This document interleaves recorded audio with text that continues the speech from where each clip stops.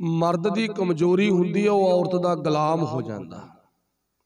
वाहिगुरू भला करे। आपां बहुत बारी हुक्मनामा साहब पढ़िया गा, मन रे कौन को मत तै लीनी, ते पहला दूजी पंक्ति दे विच पहला पॉइंट आउंदा परधारा।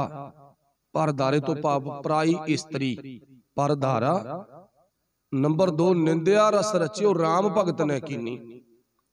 बंदे नूं भरमाउण दे लई औरत नूं वरतिया जांदा। साडे समाज दे विच अज भी वरतिया जांदा है। इन्हें भावना बनाई ते मैं गुरु गोबिंद सिंह नूं बदलना क्या औखा। वाहिगुरू दी किरपा, चलो वाहिगुरू ने सब नूं तना दी सुंदरता बख्शिश कीती है, सब नूं रंग रूप बड़ा वधिया दिता गा, कोई नहीं घट हैगा। एक दू एक चढ़ंदियां इहदी भावना मैं दशमेश पिता नूं बदल देवांगी। मैं अपने तन ते इन्ना श्रृंगार करके जावांगी। ते पर धन गुरु गोबिंद सिंह सच्चे पातशाह नूं कौन बदल सकता है, तो आप बात सुनांगे। आप कंपैरिजन भी करांगे, थोड़ा इत्थे रुकांगे, इतिहास तो पासे आके गल करांगे। गल इतिहास दूगी, थोड़ा साइड ते आवांगे। हुण धन गुरु गोबिंद सिंह सच्चे पातशाह नूं बदलण दे लई सारियां दी मीटिंग आ ना, उहदे विच चंबे दी राणी भी आ। ते चंबे दी राणी जदों इस मीटिंग दे विच पहुंची आ, धन गुरु गोबिंद सिंह सच्चे पातशाह नूं जाके मिलदी आ, ते सच्चे पातशाह तो ना इस राणी ने आशीर्वाद मंगिया। आशीर्वाद मंगिया, समझदे हो ना? आशीर्वाद किवें मंगिया? तेरे हथ मेरे तन नूं टच करन। भावना गी तेरे हथ मेरे तन नूं टच करन। हुण इत्थे थोड़ी जी गल नाल नाल कंपैरिजन करदे जाओ। अज दे बाबियां दा की हाल आ, नाल नाल थोड़ा थोड़ा वेखदे जाओ। दशमेश पिता नूं कौन समझावे?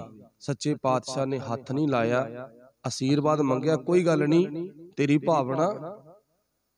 सतगुरु पातशाह ने ना तीर दे नाल राणी नूं आशीर्वाद दिता, मूंह पासे करके।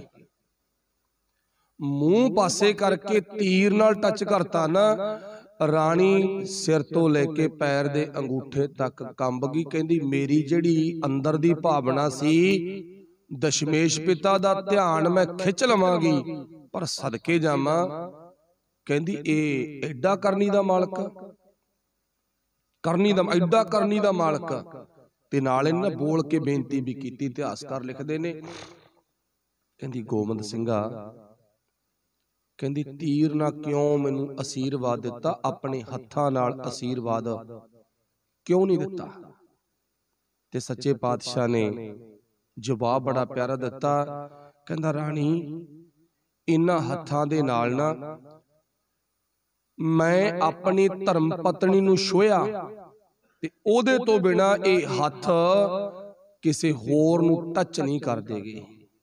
गुरु पातशाह ने जवाब इउं दिता ते राणी फिक्की पै गई। भावना खत्म हो गई ना। चलो बाद जो मीटिंग आ गई, आपां नूं पता ही आ भी तुसीं ऐ क्यों करदे हो जी, तुसीं ये गरीबां नूं जिहड़े लताड़े होए ने इन्हां नूं तुसीं सिरे चढ़ाई जांदे हो जी, तुसीं आह काम करदे हो, असीं बुत पूजदे, तुसीं बुत्तां दे खिलाफ बोलदे हो जी। वो तां गल्लां होणगीਆਂ मीटिंग दे विच। नाल थोड़ी जी गल आपां होर भी कढ के देखीए विचों। सिखा तेरा गुरु आहे जिहड़ा राणी नूं कह रहा गा ये हथ मेरी धर्म पत्नी नूं छुए ने, इस तो वध के होर किते टच नहीं होने। ये तेरा गुरु आ, ये साडा गुरु आ। असीं अपने गुरु दा पल्ला छड्ड के कित्थे गए आ, अज गौर करन दी लोड़ आ। हजरत मुहम्मद आपां सारे जाणदे आ, मुसलमानां दा बहुत वड्डा पैगंबर आ। विचों एक गल आ, इन्हां दा इतिहास कहंदा हजरत मुहम्मद चढ़दी जवानी विच अपनी मां दी वडेरी, अपनी मां दी वडेरी उम्र तो वध के 45 तो प्लस उम्र दी औरत नाल इन्हें निकाह करवाया सीगा। देखो जेड़ा मुसलमानां दा पीर आ, इन्हां दा इतिहास कहंदा गा तुसीं मुसलमानां नूं पुछ सकदे हो जिथों सिया सुन्नी शुरू होई आ, जिथों सुन्नत शुरू हुंदी आ। बाबे नानक ने बाणी च भी इशारा कीता गा, कबीर साहब ने भी कीता। कबीर मुसलमानां दा लड़का ना, उन्हें भी इशारा कीता। ਤੇ ਭਾਈ ਕਾਹਨ ਸਿੰਘ ਨਾਭੇ ਨੂੰ पढ़ के वेखियो, ਉਹਨੇ भी बकायदा लिखिया। ਇਹਨੇ 45 साल ਦੀ ਵੱਧ ਕੇ ਆਪਣੀ ਮਾਂ ਦੀ ਉਮਰ ਤੋਂ ਵਡੇਰੀ ਭੈਣ ਦੇ ਨਾਲ, ਮਾਂ ਦੇ ਨਾਲ ਇੱਕ ਵਿਆਹ ਕਰਵਾਇਆ, ਨਿਕਾਹ ਕਰਵਾਇਆ। ਅੱਛਾ, ਹੋਰ ਦੇਖੋ ਉਹਨਾਂ ਦੇ ਗੰਦੀ ਮਨ ਦੀ ਭਾਵਨਾ। ਜਦੋਂ ਆਪ 45-50 ਦਾ ਹੋ ਗਿਆ ਤੇ ਫਿਰ ਇਹਨੇ 16 ਸਾਲ ਦੀ ਔਰਤ ਨਾਲ ਵਿਆਹ ਕਰਵਾਇਆ। ਇਹ ਇਹਨਾਂ ਦਾ ਇਤਿਹਾਸ ਆ। ਮਾਫ ਕਰਨਾ ਸਿੱਖਾ, ਤੇਰੇ ਗੁਰੂ ਦੇ ਨਾ ਰੋਮ ਵਰਗਾ ਵੀ ਨਹੀਂ ਕੋਈ ਬਣ ਸਕਦਾ, ਰੋਮ ਵਰਗਾ। ਹੁਣ ਅੱਗੇ ਆ ਜਾਓ, ਹੋਰ ਹਵਾਲੇ ਲੈ ਲਓ। ਆਪਾਂ ਸਾਰੇ ਕ੍ਰਿਸ਼ਨ ਦੇ ਪੁਜਾਰੀ ਹਾਂ। ਮਾਫ ਕਰਨਾ, ਤੁਸੀਂ ਸਿਆਣੇ ਹੋ, ਸੂਝਵਾਨ ਹੋ, ਤੇ ਨਹੀਂ ਕਿਤੇ ਨਾ ਦਿਲ 'ਚ ਸਾਰਿਆਂ ਦੇ ਕ੍ਰਿਸ਼ਨ ਦੀ ਫੋਟੋ ਵੜੀ ਪਈ ਆ। ਇੱਥੇ ਹੋਕਾ ਆਪਾਂ ਹੀ ਦਿੰਦੇ ਹੁੰਦੇ ਆ, ਫਲਾਣੇ ਥਾਂ ਜਾਓ ਭਾਈ, ਉੱਥੇ ਫਲਾਨੀ ਚੀਜ਼ ਦਾ ਪਾਠ ਸੁਣਾ ਜਾਣਾ, ਉੱਥੇ ਇਉਂ ਕਰਨਾ, ਜੋ ਕਰਨਾ, ਉਹ ਸਾਰਾ ਜਾਣਦੇ ਹੋ ਤੁਸੀਂ। ਕ੍ਰਿਸ਼ਨ ਦੇ ਪੁਜਾਰੀ। ਹੁਣ ਕ੍ਰਿਸ਼ਨ ਦਾ ਜੀਵਨ ਵੀ ਵੇਖੋ। ਮੈਂ ਹੀ ਨਹੀਂ ਕਹਿੰਦਾਗਾ, ਆਪਾਂ ਹੁਣੀ ਹਵਾਲਾ ਲੈਤਾ। ਆਸਾ ਕੀ ਵਾਰ ਦੀ ਆਰੰਭਤਾ ਇਤਿਹਾਸ ਦੀ ਬੁੱਕਲ ਚੋਂ ਹੁੰਦੀ ਹੈ। ਟੁੰਡੇ ਸਰਾਜੇ ਕੀ ਧੁਨੀ ਇਤਿਹਾਸ ਤੋਂ ਸ਼ੁਰੂ ਹੁੰਦੀ ਆ ਆਸਾ ਦੀ ਵਾਰ, ਇਤਿਹਾਸ ਤੇ ਸਮਾਪਤ ਹੁੰਦੀ ਆ। ਉਸੇ ਆਸਾ ਦੀ ਵਾਰ ਵਿੱਚ ਲਿਖਿਆ ਜਿਹੜਾ ਕ੍ਰਿਸ਼ਨ ਆ ਨਾ, ਕ੍ਰਿਸ਼ਨ ਆ ਜਿਹੜਾ, ਇਹਨੇ ਚੰਦਰਾਵਲ ਦੇ ਨਾਲ ਵਿਆਹ ਕਰਾਇਆ। ਰੁਕਮਣੀ ਇਹਦੀਆਂ 360 ਗੋਪੀਆਂ, ਵੈਸੇ ਤਾਂ 16,808 ਇਹਦੀਆਂ ਔਰਤਾਂ ਮੰਨੀਆਂ ਗਈਆਂ ਨੇ। ਪੜ੍ਹਿਓ ਪੁਰਾਣਿਕ ਕਥਾਵਾਂ ਦਾ ਅੰਤ, ਉਹਦੇ ਵਿੱਚ ਬਕਾਇਦਾ ਹਿਸਟਰੀ ਲਿਖੀ ਆ। 16,808 ਇਹ ਉਹ ਲੋਕ ਨੇ ਜਿਨ੍ਹਾਂ ਨੂੰ ਅਸੀਂ ਸਿਰ ਤੇ ਚੜਾ ਕੇ ਦੇਵਤੇ ਮੰਨੀ ਬੈਠੇ, ਜਿਹੜੇ ਪਸ਼ੂਆਂ ਨਾਲੋਂ ਵੀ ਗਏ ਗੁਜਰੇ ਨੇ। ਮਾਫ ਕਰਨਾ, ਅੱਤ ਕਥਨੀ नहीं है कहना। मैनू तो कोई डर नहीं लगता, जिन्होंने लगता होना भी कृष्ण श्राप ना दे दे। कोई श्राप नहीं, कोई ना कोई वार नहीं है। ते चेता रखियो, 360 गोपियां दे विचों रुकमणी जिहड़ी गोपी है ना, रुकमणी इहदी सकी मामी लगदी है, जिहदे नाल विआह करवाया कृष्ण भगवान दी, जिन्हों आपां भगवान कहने आ। इत्थे भगवान नहीं कहना चाहिदा, इह कृष्ण दी मामी आ।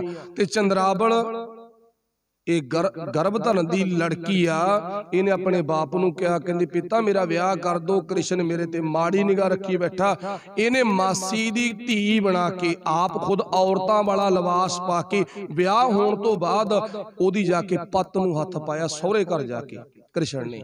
ਸਿੱਖਾ ਕੌਣ ਬਣ ਜੂ ਤੇਰੇ ਗੁਰੂ ਵਰਗਾ, ਨਿਗਾਹ ਮਾਰ ਕੇ ਵੇਖ, ਗੁਰੂ ਗੋਬਿੰਦ ਸਿੰਘ ਵਰਗਾ।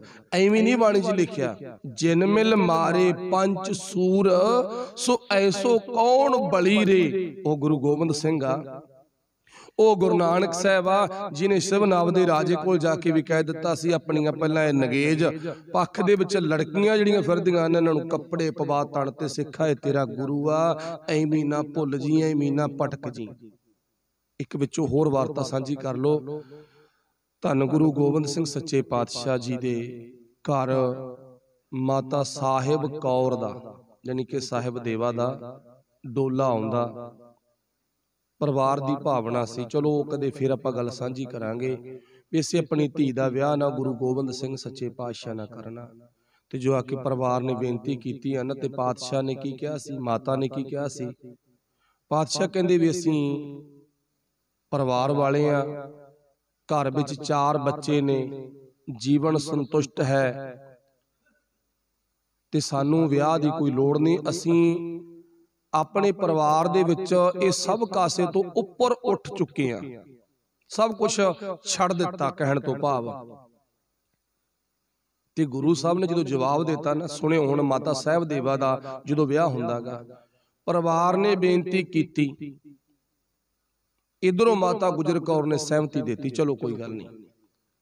बच्चों ने भी सहमति देती, कोई गल नहीं। आसे पासे तो सब कासे ने सहमति देती, चलो कोई गल नहीं। डोला होना तो तुहाडे ही होना, असीं इस धी नूं वापस अपने घर नहीं लेके जाना। साडी बचपन दे विच भावना सी, जदों जन्म होया ते उदे तो तुहानूं अर्पण कीती आ, ये वापस नहीं ले जाना, सानूं इस नाल कोई मतलब नहीं है। ਜਦੋਂ 4 ਚੁਫੇਰਿਓਂ ਸਹਿਮਤੀ ਮਿਲੀ ਆ ਨਾ, ਤੇ ਆਪਾਂ ਗੁਰੂ ਦਾ ਜੀਵਨ ਵੇਖਣਾ, ਆਪਾਂ ਇਹ ਗੱਲਾਂ ਵੱਲ ਧਿਆਨ ਨਹੀਂ ਕਰਨਾ, ਸਿਰਫ ਗੁਰੂ ਦਾ ਕਰੈਕਟਰ ਵੇਖਣਾ ਕਿੰਨਾ ਉੱਚਾ ਤੇ ਸੁੱਚਾਗਾ। ਤੇ ਸਾਹਿਬ ਸੱਚੇ ਪਾਤਸ਼ਾਹ ਮੁਸਕਰਾ ਪਏ ਤੇ ਹੱਸ ਕੇ ਕਹਿੰਦੇ, ਚਲੋ ਠੀਕ ਆ, ਤੁਹਾਡੀ ਮਰਜ਼ੀ ਆ, ਪਰ ਸਾਡੇ ਵੱਲੋਂ ਇੱਕ ਸ਼ਰਤ ਆ, ਇੱਕ ਸ਼ਰਤ ਆ। ਤੇ ਉਹ ਸ਼ਰਤ ਕਿਹੜੀ ਆ? ਉਹ ਸ਼ਰਤ ਇਹ ਆ ਜੇ ਸਾਹਿਬ ਕੌਰ ਦਾ ਡੋਲਾ ਗੁਰੂ ਗੋਬਿੰਦ ਸਿੰਘ ਦੇ ਲੜ ਲਾਉਣਾ ਤਾਂ ਇਹਨਾਂ ਨੂੰ ਸਾਰੀ ਉਮਰ ਕੁਆਰੇਪਣ ਦੇ ਵਿੱਚ ਰਹਿਣਾ ਪਊਗਾ। ਉਹ ਸਮਝੌਤਾ ਤੁਸੀਂ ਕਰ ਲਵੋ। ਤੇ ਵਾਹਿਗੁਰੂ ਭਲਾ ਕਰੇ, ਜਦੋਂ ਤੁਸੀਂ ਇਤਿਹਾਸ ਪੜ੍ਹੋਗੇ ਨਾ ਤੇ ਮਾਤਾ ਸਾਹਿਬ ਕੌਰ ਦਾ ਇਤਿਹਾਸ ਇਉਂ ਹੀ ਮਿਲਦਾ, ਵਿਆਹ ਵੀ ਹੋਇਆ ਤੇ ਕੁਆਰੀ ਵੀ ਹੈ। ਤੇ ਜਦੋਂ ਸਾਨੂੰ ਲੜ ਲਾਇਆ ਜਾਂਦਾ ਤਾਂ ਉਹ ਮਾਤਾ ਸਾਹਿਬ ਕੌਰ ਦੇ ਲੜ ਲਾਇਆ ਜਾਂਦਾਗਾ ਵੀ ਤੁਹਾਡੀ ਸਿੱਖਾ ਅੱਜ ਤੋਂ ਬਾਅਦ ਮਾਤਾ ਸਾਹਿਬ ਕੌਰ ਤੇ ਪਿਤਾ ਗੁਰੂ ਗੋਬਿੰਦ ਸਿੰਘ ਸੱਚੇ ਪਾਤਸ਼ਾਹ। ਸਿੱਖਾ ਇਹ ਤੇਰਾ ਇਤਿਹਾਸ ਆ, ਇਹ ਤੇਰਾ ਗੁਰੂ ਆ। ਐਵੇਂ ਆਪਣੇ ਗੁਰੂ ਨੂੰ ਛੱਡ ਕੇ ਨਾ ਕਿਤੇ ਹੋਰ ਨਾ ਚਲਾ ਜਾਵੀਂ। ਗੁਰੂ ਗੋਬਿੰਦ ਸਿੰਘ ਦੀ ਰੀਸ ਕਰਨੀ ਬੜੀ ਸੌਖੀ ਆ, ਪਰ ਉਹ ਜੀਵਨ ਬਣਾਉਣਾ ਬਹੁਤ ਔਖਾ ਗਾ। ਇਹ ਸਾਡੇ ਗੁਰੂ ਦਾ ਕਰੈਕਟਰ ਆ ਭਾਈ। ਇੱਥੇ ਹੋਰ ਵੀ ਬਹੁਤ ਕੁਛ ਆ, ਜਿਨ੍ਹਾਂ ਨੇ ਆਪਣੀਆਂ ਧੀਆਂ ਦਾ ਵਿਸ਼ਨੂੰ ਵਰਗਿਆਂ ਨੇ ਸੱਤ ਭੰਗ ਕੀਤਾ ਤੇ ਅਸੀਂ ਅੱਜ ਵਿਸ਼ਨੂੰ ਦੀ ਮੂਰਤੀ ਦੇ ਪੁਜਾਰੀ ਆ, ਅਸੀਂ ਅੱਜ ਕ੍ਰਿਸ਼ਨ ਦੀ ਮੂਰਤੀ ਦੇ ਪੁਜਾਰੀ ਆ। ਇਹ ਇਤਿਹਾਸ ਵਿੱਚੋਂ ਵਾਰਤਾ ਆ ਗਈ ਤਾਂ ਆਪਾਂ ਸਾਂਝੀ ਕੀਤੀ ਆ। ਮਾਫ ਕਰਨਾ ਜੇ ਮੈਥੋਂ ਵੱਧ ਘੱਟ ਬੋਲਿਆ ਗਿਆ ਹੋਵੇ। ਇੱਕ ਗੱਲ ਆਪਾਂ ਬੋਲ ਕੇ ਸ਼ੁਰੂ ਕੀਤਾ ਸੀ ਵੀ ਆਪਾਂ ਇੱਕ ਪਰਿਵਾਰ ਦੇ ਮੈਂਬਰ ਆ, ਆਪਾਂ ਭੈਣ ਭਰਾਂਗੇ। ਸਕੇ ਭੈਣ ਭਰਾ ਗੱਲਾਂ ਆਪਣੇ ਕੋਲੇ ਦਿਲ ਦੀਆਂ ਕਰ ਲੈਂਦੇ ਨੇਗੇ। ਸੋ ਸੱਚੇ ਪਾਤਸ਼ਾਹ ਜੀ ਨੇ ਨਾ ਫਿਰ ਇਸ ਮੀਟਿੰਗ ਦੇ ਵਿੱਚ ਹਾਜ਼ਰ ਹੋਏ ਨੇ। ਇਸ ਮੀਟਿੰਗ ਦੇ ਵਿੱਚ ਗੱਲਾਂ ਕੀ ਚੱਲੀਆਂ? ਗੱਲਾਂ ਚੱਲਦੀਆਂ ਨਾ ਵੀ ਜੀ ਤੁਸੀਂ ਇਹ ਗਰੀਬਾਂ ਨੂੰ ਬਾਹਲੇ ਸਿਰ ਚੜਾਈ ਜਾਂਦੇ ਹੋ, ਤੁਸੀਂ ਗਲਤ ਕਰੀ ਜਾਂਦੇ ਹੋ, ਤੁਸੀਂ ਗਲਤ ਕਰੀ ਜਾਂਦੇ ਹੋ। ਅਸੀਂ ਤਾਂ ਤੁਹਾਡੇ ਸਿੱਖ ਬਣਾਂਗੇ ਜੇ ਸਾਡੀ ਮਰਜ਼ੀ ਅਨੁਸਾਰ ਚੱਲੋਗੇ। ਗੁਰੂ ਸਾਹਿਬ ਨੇ ਇਹਨਾਂ ਦੀਆਂ ਸਾਰੀਆਂ ਜਾਣੀ ਕਿ ਗੱਲਾਂ ਤੋਂ ਕੋਰਾ ਜਵਾਬ ਦੇ ਦਿੱਤਾ। ਅਸੀਂ ਤਾਂ ਜਾਗਤ ਜੋਤ ਜਪੈ ਨਿਸਵਾਸੁਰ ਦੇ ਧਾਰਨੀ ਆ, ਅਸੀਂ ਤੁਹਾਡੀਆਂ ਵਾਲੀਆਂ ਮੂਰਤੀਆਂ ਦੇ ਧਾਰਨੀ ਨਹੀਂ ਹਾਂ। ਜਦੋਂ ਜਵਾਬ ਦਿੱਤਾ ਨਾ ਫਿਰ ਇਹਨਾਂ ਦੇ ਅੰਦਰ ਈਰਖਾ ਪੈਦਾ ਹੋ ਗਈ। ਗੁਰੂ ਸਾਹਿਬ ਤਾਂ ਪਹਿਲੀ ਪਲਾਨ ਬਣਾਈ ਜਾਂਦੇ ਆ, ਸ਼ਸਤਰ ਵਿਦਿਆ ਦੇ ਮਾਹਰ ਕਰੀ ਜਾਂਦੇ ਗੁਰਸਿੱਖਾਂ ਨੂੰ। ਸੰਗਤਾਂ ਬੜੀਆਂ ਜਾ ਰਹੀਆਂ, ਅਨੰਦਪੁਰ ਸਾਹਿਬ ਦੇ ਵਿੱਚ ਬੜੀ ਬਖਸ਼ਿਸ਼ ਹੋਈ ਪਈ ਹੈਗੀ, ਬਹੁਤ ਜ਼ਿਆਦਾ ਬਖਸ਼ਿਸ਼ ਹੈ ਨਾ। ਤੇ ਇੱਥੇ ਇਸ ਤੋਂ ਬਾਅਦ ਫਿਰ ਆਪਾਂ ਨੂੰ ਪਤਾ ਨਦਾਉਣ ਦਾ ਜੰਗ ਹੁੰਦਾਗਾ ਤੇ ਨਦਾਉਣ ਦੇ ਜੰਗ ਦੇ ਵਿੱਚ ਕਸ਼ਮੀਰ ਦਾ ਜਿਹੜਾ ਗਵਰਨਰ ਹੈਗਾ ਮੀਆਂ ਖਾਂ ਤੇ ਅਲਫ ਖਾਂ, ਇਹ ਭੇਜੇ ਗਏ। ਇਹਨਾਂ ਨੂੰ ਚੜਾ ਕੇ ਭੇਜਿਆ ਗਿਆ। ਇਹਨਾਂ ਨੇ ਉਸ ਤੋਂ ਬਾਅਦ ਨਾ ਸੰਧੀ ਜਿਹੜੀ ਆ ਆਪਣੀ ਔਰੰਗਜ਼ੇਬ ਨਾਲ ਮਿਲਾਈ, ਕਿਉਂਕਿ ਔਰੰਗਜ਼ੇਬ ਵੀ ਗੁਰੂ ਘਰ ਦਾ ਵਿਰੋਧੀ ਆ। ਹੁਣ ਇਹ ਧਿਰਾਂ ਰਲ ਗਈਆਂ ਆਪਸ ਵਿੱਚ ਵੀ ਆਪਾਂ ਰਲ ਜੋ ਫੇਰ ਕੰਮ ਚੱਲੂ। ਇਉਂ ਇਹਦੀ ਤਾਕਤ ਨੂੰ, ਵੱਧਦੀ ਤਾਕਤ ਨੂੰ, ਗੁਰੂ ਗੋਬਿੰਦ ਸਿੰਘ ਦੀ ਤਾਕਤ ਨੂੰ ਰੋਕ ਨਹੀਂ ਸਕਦੇ। ਮੀਆਂ ਖਾਂ ਤੇ ਅਲਫ ਖਾਂ ਇਹ ਟੈਕਸ ਲੈਣ ਆਏ ਸੀਗੇ ਤੇ ਪਹਾੜੀ ਰਾਜ ਨੇ ਟੈਕਸ ਦੇਣੋਂ ਮਨਾ ਕਰਤਾ। ਕਹਿੰਦੇ ਸਾਥੋਂ ਤਾਂ ਸਾਰਾ ਟੈਕਸ ਗੁਰੂ ਗੋਬਿੰਦ ਸਿੰਘ ਲੈ ਗਿਆ, ਅਸੀਂ ਤੁਹਾਨੂੰ ਕੀ ਦੇਈਏ। ਜਾਣੀ ਕਿ ਵੱਧ ਘੱਟ ਕਰਕੇ ਗੱਲਾਂ ਔਰੰਗਜ਼ੇਬ ਨੂੰ ਭਖਾਤਾ ਤੇ ਨਾਲ ਆਪਣੇ ਵੱਲੋਂ ਮਦਦ ਵੀ ਮੰਗੀ। ਅਸੀਂ ਤੁਹਾਡੇ ਨਾਲ ਸਹਿਮਤ ਆ ਵੀ ਸਾਡੇ ਨਾਲ ਰਲ ਕੇ ਤੁਸੀਂ ਨਾ ਆਪਾਂ ਧੱਕਾ ਕਰਾਂਗੇ, ਵਾਰ ਕਰਾਂਗੇ। ਪਰ ਉਹਦੇ ਵਿੱਚ ਅਲਫ ਖਾਂ ਮੀਆਂ ਖਾਂ ਵਰਗੇ ਹਾਰ ਖਾ ਕੇ ਮੁੜ ਗਏ, ਜਾਣੀ ਕਿ ਉਹ ਕਹਿ ਲਓ ਛਿੱਤਰ ਖਾ ਕੇ ਮੁੜ ਗਏ। ਪਰ ਜਿੱਤ ਗੁਰੂ ਗੋਬਿੰਦ ਸਿੰਘ ਸੱਚੇ ਪਾਤਸ਼ਾਹ ਜੀ ਦੀ ਹੋਈ ਆ। ਨਦਾਉਣ ਦੀ ਧਰਤੀ ਤੇ ਨਦਾਉਣ ਦੀ ਜੰਗ ਹੁੰਦੀ ਆ। ਫਿਰ ਉਸ ਤੋਂ ਬਾਅਦ ਔਰੰਗਜ਼ੇਬ ਆਪ ਲਗਾਤਾਰ 8 ਸਾਲ ਆਪਣੇ ਰੁਝੇਵਿਆਂ 'ਚ ਰਿਹਾ। ਇਹ ਦਿੱਲੀ ਛੱਡ ਗਿਆ ਸੀ, ਦੱਖਣ ਵੱਲ ਚਲਾ ਗਿਆ ਸੀਗਾ, ਰੁਝੇਵਿਆਂ 'ਚ ਰਿਹਾ। ਇਹਨੇ ਆਪਣੇ ਬੱਚੇ ਦੀ, ਆਪਣੇ ਪੁੱਤ ਦੀ ਡਿਊਟੀ ਲਾਤੀ। ਕਹਿੰਦਾ ਤੂੰ ਅਨੰਦਪੁਰ ਸਾਹਿਬ ਜਾ ਤੇ ਤੂੰ ਜਾ ਕੇ ਨਾ ਗੁਰੂ ਗੋਬਿੰਦ ਸਿੰਘ ਦਾ ਮੁਕਾਬਲਾ ਕਰੀ। ਗੁਰੂ ਗੋਬਿੰਦ ਸਿੰਘ ਦਾ ਮੁਕਾਬਲਾ ਜਾ ਕੇ ਤੈਅ ਕਰਨਾ। ਤੇ ਹੁਣ ਜਦੋਂ ਇਹ ਅਨੰਦਪੁਰ ਸਾਹਿਬ ਫੌਜ ਲੈ ਕੇ ਪਹੁੰਚਿਆਗਾ, ਮੌਜਮ ਖਾਨ ਨਾ ਜਿਹੜਾ ਮਤਲਬ ਦਾ ਪੁੱਤ ਹੈਗਾ, ਤੇ ਉਸ ਟਾਈਮ ਤੇ ਬਹਾਦਰ ਸ਼ਾਹ ਪਹੁੰਚਦਾਗਾ, ਇਹਨੂੰ ਮਿਲਦਾਗਾ ਇਹਦਾ ਉਸਤਾਦ ਨੰਦ ਲਾਲ। ਜਦੋਂ ਨੰਦ ਲਾਲ ਮਿਲਦਾਗਾ ਤੇ ਉੱਥੇ ਗੱਲਾਂ ਬਾਤਾਂ ਵੀ ਹੁੰਦੀਆਂ ਨੇ ਆਪਸ ਦੇ ਵਿੱਚ ਰਲ ਕੇ, ਤਾਂ ਇਹਦਾ ਮਨ ਨਹੀਂ ਮੰਨਿਆ ਵੀ ਮੈਂ ਗੁਰੂ ਗੋਬਿੰਦ ਸਿੰਘ ਦੇ ਨਾਲ ਮੁਕਾਬਲਾ ਕਰਾਂ ਔਰੰਗਜ਼ੇਬ ਦੇ ਪੁੱਤ ਦਾ। ਇਹ ਜਵਾਬ ਦੇ ਗਿਆ, ਕਹਿੰਦਾ ਮੈਂ ਮੁਕਾਬਲਾ ਨਹੀਂ ਕਰਨਾਗਾ। ਜਦੋਂ ਮੁਕਾਬਲੇ ਤੋਂ ਜਵਾਬ ਦੇ ਗਿਆ ਨਾ, ਫਿਰ ਉਸ ਤੋਂ ਬਾਅਦ ਹੁਸੈਨੀ ਦਾ ਜੰਗ ਹੁੰਦਾਗਾ। ਤੇ ਜਿਹੜਾ ਹੁਸੈਨੀ ਦਾ ਜੰਗ ਆ, ਇਹ ਹੁਸੈਨ ਖਾਂ ਮਤਲਬ ਕਿ ਮੋਢੀ ਬਣ ਕੇ ਲੜਿਆ ਸੀ, ਤਾਂ ਕਰਕੇ ਹੁਸੈਨੀ ਦਾ ਜੰਗ ਬਣ ਗਿਆ। ਤੇ ਉਦੋਂ ਵੀ ਗੁਰੂ ਪਾਤਸ਼ਾਹ ਜੀ ਦੀ ਜਿੱਤ ਹੋਈ ਆ। ਫਿਰ ਉਸ ਤੋਂ ਬਾਅਦ ਧੰਨ ਗੁਰੂ ਗੋਬਿੰਦ ਸਿੰਘ ਸੱਚੇ ਪਾਤਸ਼ਾਹ ਨੇ ਸਾਰਾ ਚਾਰ ਚੁਫੇਰਿਓਂ ਹਾਲ ਵੇਖ ਕੇ ਫਿਰ ਇੱਕ ਨਵੀਂ ਕੌਮ, ਨਵੀਂ ਸਿਰਜਣਾ ਕਰਨ ਦਾ ਆਪਣੇ ਮਨ ਦੇ ਵਿੱਚ ਖਿਆਲ ਪ੍ਰਗਟ ਕੀਤਾ। ਉਹ ਤੁਸੀਂ ਜਾਣਦੇ ਹੋ ਕੀ ਖਿਆਲ ਸੀਗਾ। ਉਹ ਧੰਨ ਗੁਰੂ ਗੋਬਿੰਦ ਸਿੰਘ ਮਹਾਰਾਜ ਨੇ ਅੰਮ੍ਰਿਤ ਛਕਾਉਣ ਦਾ, ਖੰਡੇ ਕੀ ਪਹੁਲ ਤਿਆਰ ਕਰਨ ਦਾ ਆਪਣੇ ਵੱਲੋਂ ਉਪਰਾਲਾ ਕੀਤਾ। ਉਹ ਕਿਵੇਂ ਕੀਤਾ, ਉਹ ਆਉਣ ਵਾਲੇ ਟਾਈਮ ਦੇ ਵਿੱਚ ਆਪਾਂ ਪੜਾਂਗੇ, ਸੁਣਾਂਗੇ। ਅੱਜ ਦੀ ਵਿਚਾਰ ਇੱਥੇ ਹੀ ਸਮਾਪਤ ਹੈ। ਭੁੱਲਾਂ ਦੀ ਖਿਮਾ, ਸਭ ਦਾ ਧੰਨਵਾਦ। ਵਾਹਿਗੁਰੂ ਜੀ ਕਾ ਖਾਲਸਾ, ਵਾਹਿਗੁਰੂ ਜੀ ਕੀ ਫਤਿਹ। ਰਾਮ ਕਲੀ ਮਹੱਲਾ ਤੀਜਾ। ਆਨੰਦ ਏਕ ਓੰਕਾਰ ਸਤਿਗੁਰ ਪ੍ਰਸਾਦ। ਆਨੰਦ ਪਾਇਆ ਮੇਰੀ ਮਾਏ ਸਤਿਗੁਰੂ।